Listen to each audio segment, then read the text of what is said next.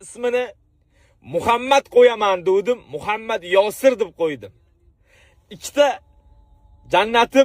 jannatga kalitim bo'ldi. 4 ta farzandli bo'ldim.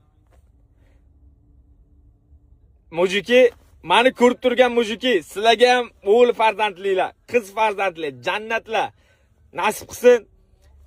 Kabatullohlarga bosh imom bo'lib namoz o'qishni nasib qilsin. Orqasidan bizadek otalar turishni nasib qilsin. Men O'zbekistonga, rahbariyatida mujiklarga, ota-onalarga rahmat deyman. Endi gap yo'q. Nima deyishni bilmayman. Xursandman. Sizlar bilan bo'lishkim keldi. Rahmat, sizlarni yaxshiliklaringiz ko'p deydi menga. Mujiki, yana bitta O'zbekistonga islomda mujik dunyoga keldi. Rahmat sizlarga.